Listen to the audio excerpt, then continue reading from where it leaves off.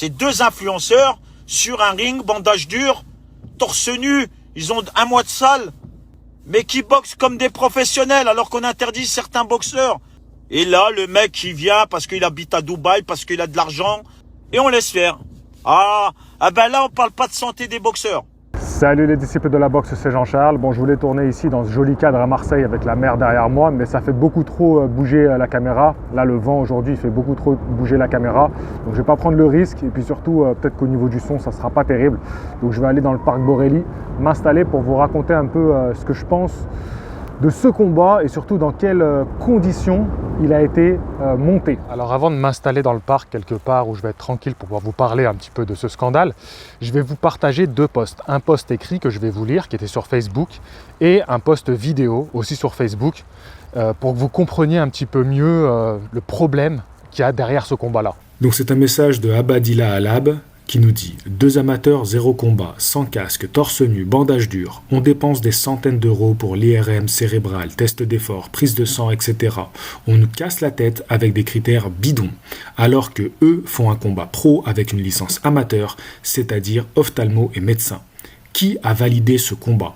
On veut une sanction pour les responsables de cette supercherie. » Les influenceurs, ils boxent, il y en a un qui a la barbe. Donc je me suis renseigné sur quels critères ils boxaient, donc c'est bien une licence amateur, parce qu'ils ont moins de 40 ans.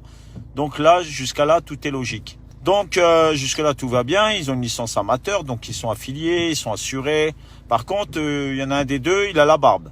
Dès l'instant que vous avez une licence amateur, c'est règlement amateur. Que ça soit une personnalité, pas personnalité, c'est un boxeur amateur. Donc il doit raser la barbe, chose qu'il n'a pas fait, déjà la peser. Le pire des combles, c'est qu'hier, je reçois des vidéos, mais c'était un combat professionnel.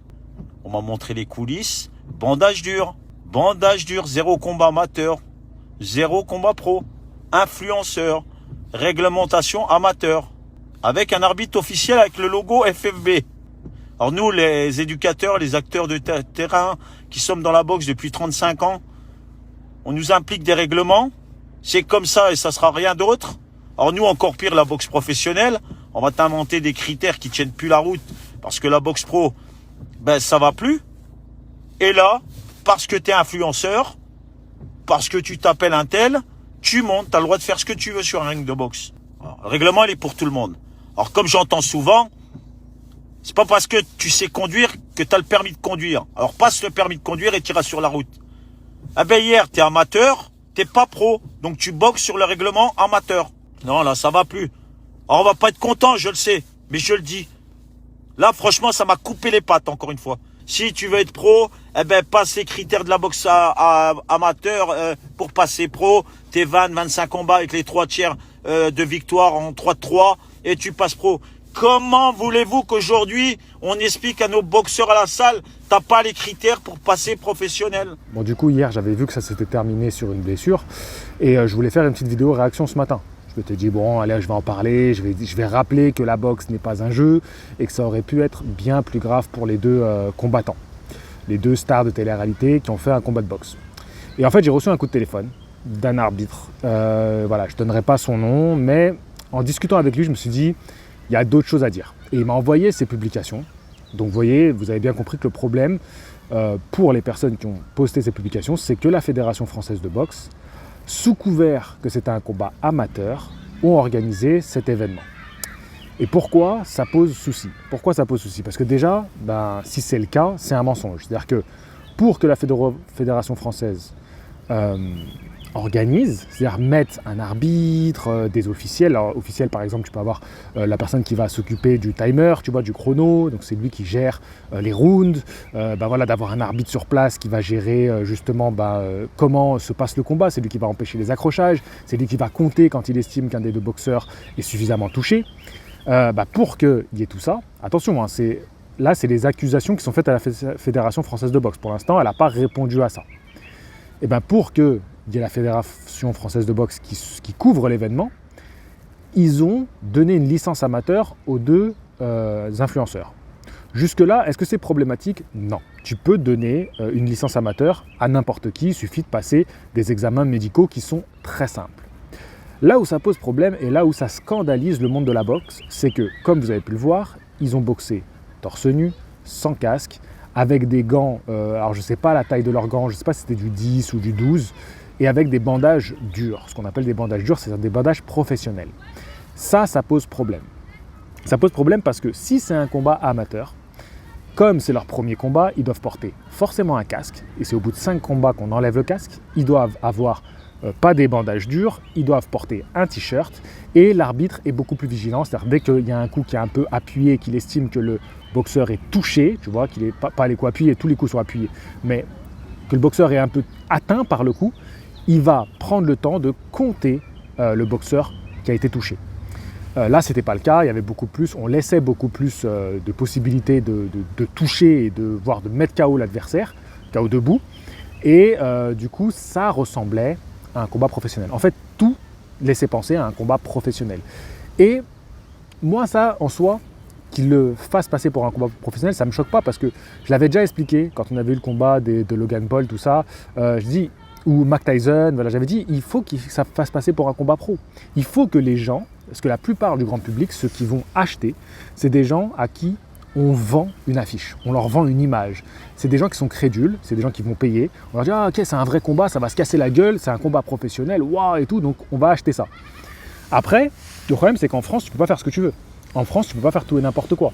Et moi, je pensais que si c'est couvert d'exhibition, ils ont le droit. Alors, ils peuvent faire ça si c'est une exhibition. Et apparemment, donc ça a confirmé aussi, ben, ils n'auraient pas le droit. Parce qu'après, c'est vrai, je me suis dit, mais attends, c'est pas con, parce que d'un côté, qu'est-ce qui différencie un combat pro d'une exhibition alors?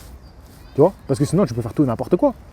Tu vois? Dire, bah oui, mais c'est une exhibition. Ouais, mais attends, c'est quoi la différence avec un combat pro? Parce que vous avez les bandages durs, vous avez la tenue des boxeurs pros, vous vous cassez la gueule comme des pros, vous avez le corps arbitral de la Fédération Française de Boxe, donc en fait, c'est un combat pro. Qu'est-ce qui différencie l'exhibition du combat pro? Rien, absolument rien. Donc c'est vrai que c'est un peu trop facile de dire non, mais c'est une exhibition. Ça, c'est beauté en touche. Moi, ce que je pense que pour se défendre, c'est que la fédération va dire, en fait, il y a eu 2 événements différents dans cette soirée. Il y a eu un événement boxe, où on avait la fédération était là pour couvrir cet événement avec une ceinture, d'ailleurs une ceinture WBC féminine, intercontinentale, je crois, voilà, en sous-carte, attention. Et puis on avait un événement d'exhibition. Et donc on a gardé le même corps d'organisation, tu vois, pour cet événement-là. Mais pour moi, c'est 2 choses différentes. Ils vont dire, pour nous, c'était 2 choses différentes. Et on avait 2 contrats distincts. Un contrat pour une soirée boxe et un contrat... Moi, je pense qu'ils vont opter pour cette réponse-là, tu vois.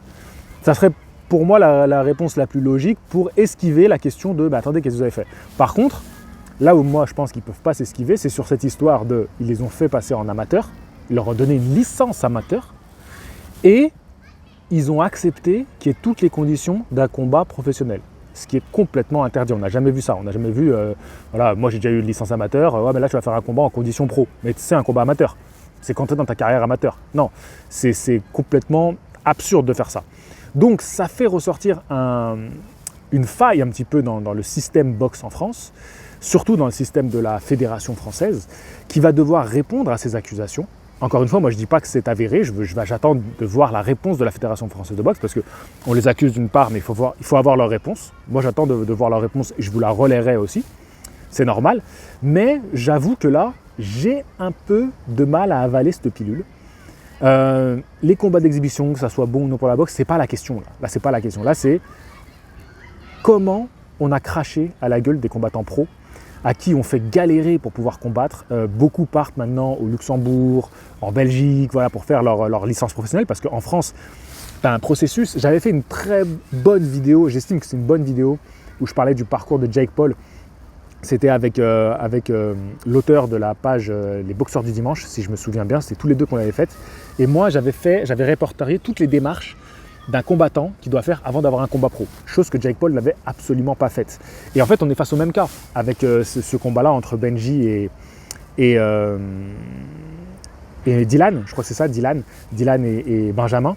Donc voilà, moi, je trouve c'est un gros scandale, c'est une grosse escroquerie. Maintenant, je vais vous donner mon avis concrètement sur le combat dans une seconde vidéo, une seconde partie, d'accord? Donc là, je vous laisse réagir à ça. Là, c'est vraiment la question, c'est pas est-ce que c'est bon ou mauvais pour la boxe.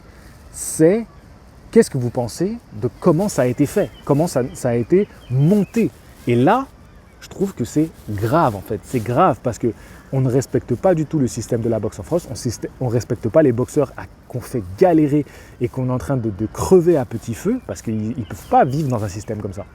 Par contre, quand c'est des influenceurs, qu'ils ont un peu de pouvoir et de notoriété, et que là ça amène de l'argent sur la table, ça amène du public, là on est prêt à revoir les restrictions françaises. Là par contre on va s'arranger, tu vois.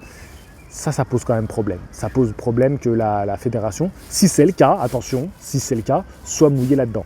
Pour l'instant, j'attends quand même d'avoir leur réponse. J'attends de savoir si c'est vrai cette histoire de boxe, qui c'était des combattants amateurs et tout. Pour l'instant, je ne sais pas. Parce qu'on connaît aussi en France comment ça se passe, ça peut aller très vite. Genre on entend une rumeur et boum, ça commence à faire un incendie, tu vois, dans la forêt. Non, on va voir, tu vois. Moi j'attends d'avoir leur réponse parce que pour l'instant c'est pas clair cette histoire. Et maintenant je vais vous faire une autre vidéo, donc je vous dis à tout de suite, à la prochaine, fighting. Et je vous fais une autre vidéo sur ce combat-là et ce que j'en ai pensé.